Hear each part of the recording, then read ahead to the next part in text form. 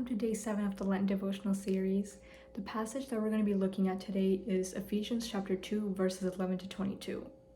So overall, the theme of this passage is about the Jews and Gentiles being reconciled through Christ. And I wanted us to look at this passage in 3 different parts. The first part being verses 11 to 13, which talks about our state before Christ, verses 14 to 18, which talks about what Christ has done, and verses 19 to 22, which talks about our state after Christ. So verses 11 to 13, before Christ, there was this distinction between Jews and Gentiles. There was this separation, this wall. These two groups had hatred toward each other. The Jews had certain privileges that the Gentiles did not have, and the Jews had access to the Father the way that Gentiles did not have.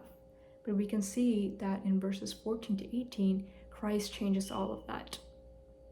Verse 14 says, "For he himself is our peace, who has made the two groups one, and has destroyed the barrier, the dividing wall of hostility." So in Christ, there's no longer circumcised and uncircumcised. There's no longer Jews and Gentiles, for he reconciled us as one. He made us one. And we can see in verses 19 to 22, the work and the result of what Christ has done. Verse 19 says, "You are no longer foreigners and strangers, but fellow citizens with God's people and also members of his household."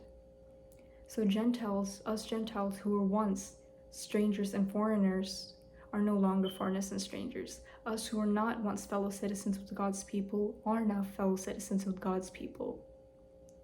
And as Gentiles, we no longer have to get saved by observing and doing what the Jews had to do, because the work of Christ and what Christ has done on the cross is enough, and that alone will be enough.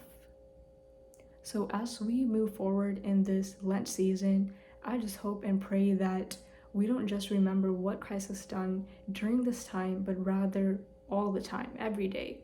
Because as Christians, the message of the cross and what Christ has done on the cross is what we need to continuously be reminded of and what we continuously need to be sharing, because that is our hope.